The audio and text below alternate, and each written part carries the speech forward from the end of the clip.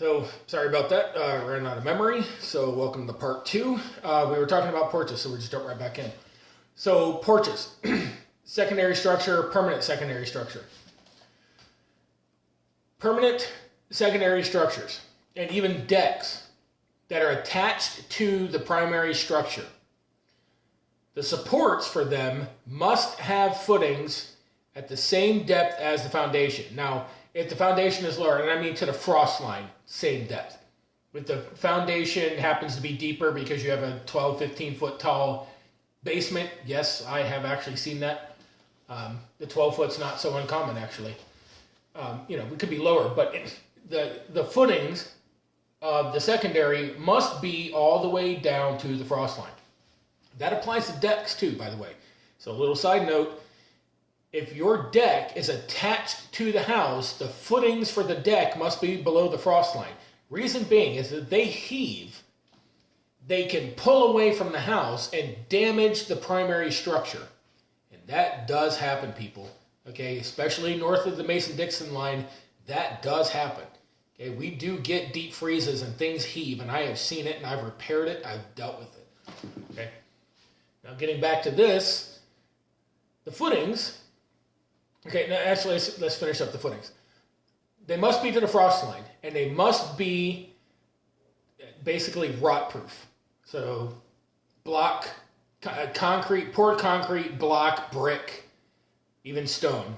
Brick and stone not so much these days, but they can be from like just below grade up, but they must be a rot proof permanent structure to a minimum of 8 inches above finished grade, and that includes mulch. Okay, so you don't have dirt and then mulch.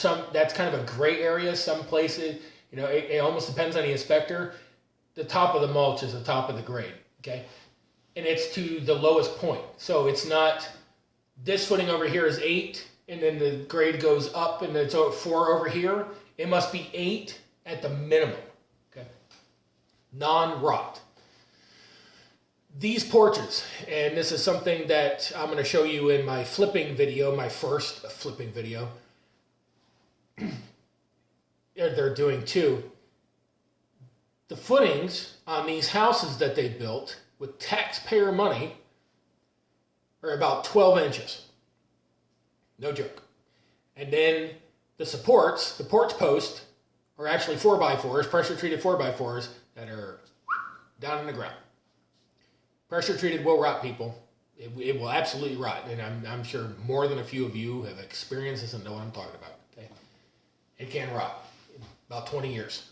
So now you're talking about something that could heave, that's attached to the house, and its primary structure is below grade and can rot in 20 years. Does that sound like you're really setting somebody up for a positive future? It sounds to me like, from what I understand, people that get these rent-owned houses, they have 15 years where they pay down the debt, and then after 15 years, their life should be better, and the value of the house should be higher, and they can refinance or sell the house after 15 years. I'm sure there's all kinds of stipulations and stuff. I didn't get into it. I don't want to really go there, although I do believe it's home port. It's been a while since I looked at it. I believe it's home port. They're actually not the builder, by the way. They hired Rockford Homes to do it. And let me tell you something, I wouldn't own a Rockford home if you handed it to me. I wouldn't let those people build me a doghouse. And this just reinforced it. I mean, I've spent 15 years rebuilding Rockford Homes in Columbus. God save you if you own one of their houses. Make videos about that, and I'll make sure to tell you who the builder is. And when you're seeing this catastrophic structural damage on the house, I'll make sure to tell you who the builder is, and Rockford's going to pop up more than once. So Rockford actually built these houses. Yeah. Does it sound like these people are being set up for a successful future? No.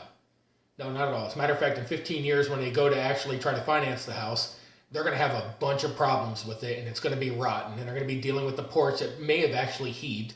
And then the question becomes, when something is damaged before that 15 years is up, who's paying for it? And is there going to be any problems with it? Yeah, we all know who's going to pay for it. We are. And somebody's going to write a blank check, and we're going to pay whatever it takes to fix that. And of course, whoever does it is going to hire the cheapest people to do it and make a buttload of profit. And it's probably going to be done just as wrong as it was the first time.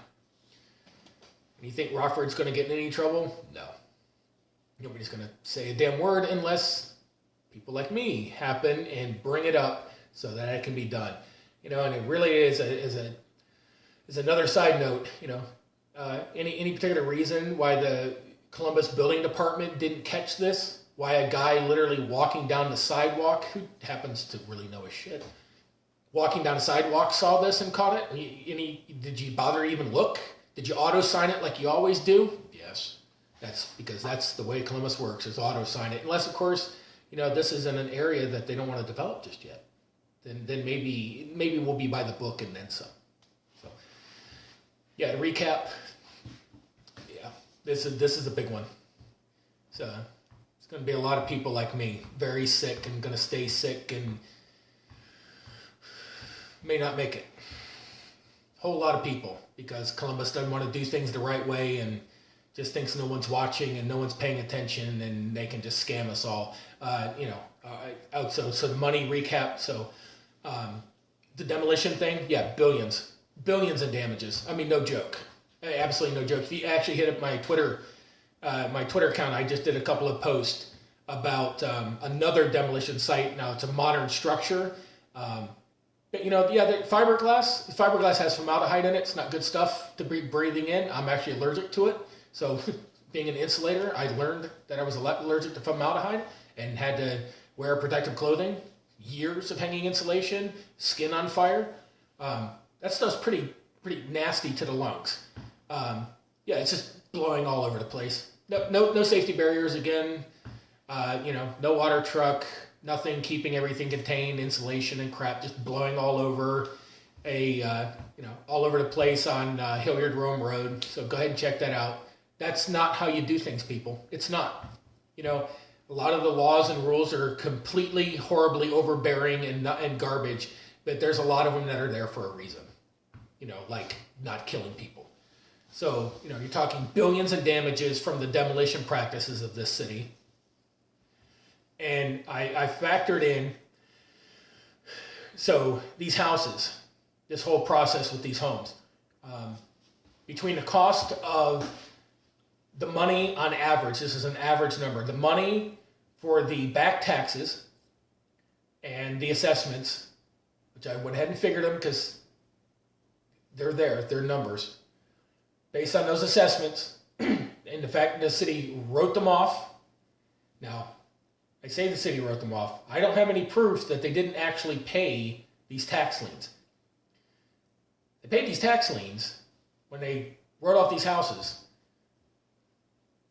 The $60 million that I'm about to tell you about, it's going way up. Okay? Figuring that they wrote off all the taxes, okay?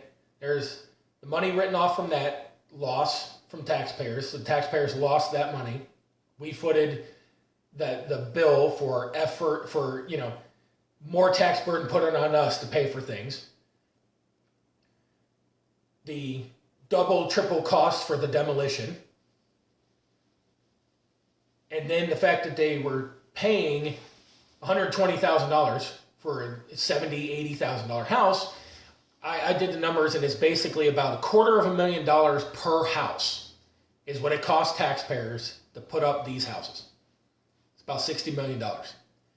And I'll bet you a lot of it was siphoned off the top. And so get back to the Columbus Land Bank, where I really want to go with the Columbus Land Bank. I should have done more details. Sorry about that. Columbus Land Bank. So when this was all happening, I started looking into the Columbus Land Bank. And at the time, Lieutenant Governor Husted was the Secretary of State. Was Secretary of State Husted. And if you went to the land bank's page, which has now been scrubbed, and it was scrubbed actually when I brought it up years ago, about 2015 to actually it was 2016, maybe even to 2017. 2016, because 2017 is when things went public and got nasty. 2016, I brought it up. I went looking. So the Columbus Land Bank was run by Secretary of State Husted. So number one, that's against the law. elected officials, public officials, are not allowed to operate 2 offices at the same time, and definitely not at 2 levels of government. So that was dead ass wrong. According to the land bank's webpage at the time, which was freestanding, it's called a Columbus Land Bank. It was protected by Columbus, but it wasn't involved. It doesn't seem to be involved with Columbus. So now it's actually attached to the Columbus Planning Department, which actually happened immediately after I went public and started telling Channel 6, Channel 4, Fox 28, the Columbus Dispatch put this huge thing out, went social media, hey, did you guys catch all this? Did you realize this? It was per the words on the webpage. The board of directors was a group of private individuals, private developers, most of the developers and other officials. It spells out, people throughout the community, developers and yada yada, working together, having private monthly closed door meetings that the public was not invited to. Okay. They'll try to counter this, but I've actually tried to go to these meetings and try to get meeting minutes. Couldn't get them. I mean, if they're out there, they're buried, and I'd really like to see them. So, you're talking about a state level official operating another office, governmental office at a lower level, wrong. A board of directors that's unlisted, wrong. Having closed door meetings without the public present, wrong. That was the Columbus Land Bank. And then everything I just told you. Yeah. So with the land bank being at that point in time not under the umbrella of Columbus, but not necessarily a division of Columbus, the question that comes up in my head is, did they even have to put out public bids for these demolition projects in the first place, and for the construction process of building these new homes? Because the company that I believe is Homeport, if I remember right, being a public entity, did they put out public bids? Or was this all handled under the land bank, who kind of was a gray area issue? Really like to know all that. So running closed door meetings with an unlisted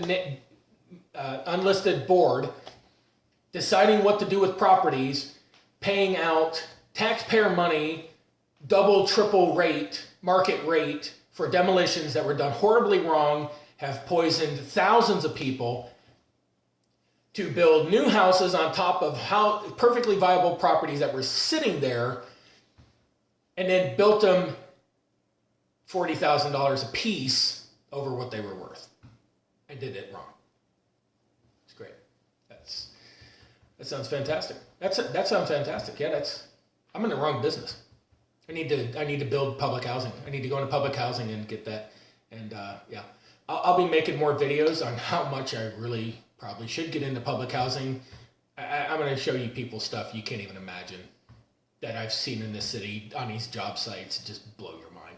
But this is a big one, and Columbus's demolition process needs to be cease and desist right now. So okay, let's get into that. I'm going to try to do it myself. Now, I wasn't originally going with an injunction to stop the demolition process, to halt it so it can be reviewed. But doing a little legal background, it most likely I'm going to file a restraining order if I can do this. Okay, I mean, you can do a lot of things with the legal system because it's supposed to be available to everybody, but then at the same time, there's a whole lot you're not allowed to do, and I most likely will not be able to do this, and I will need a lawyer. So if any lawyers are watching this and want to help out and want to at least give me the information so I don't waste my time trying something that's not going to work, if you just want to drop a line and let me know, that'd be great. File a restraining order, okay, because it is imminent threat and danger to someone else. It is a threat to cease and desist the demolition process in the city, until which point it can be enforced properly. Because if it's a case of there's so much going on, we don't have enough people, well, you need to get enough people before you start killing a lot of people, more than you've already set up for death to begin with. So hard to not get upset about that one. More to come. I mean, a lot more. So send your comments and stuff. And if you've got issues, and more importantly, if you've got evidence, feel free to send it to me and any law firms that want to take on the best defendant you're ever gonna have, really, and with tons of information. Go for it. Something happens and I'm not around when all this starts going. I am very smart, so I have people who have all the originals, have a ton of information, have been fully versed and informed on this, and they will find you. So more to come.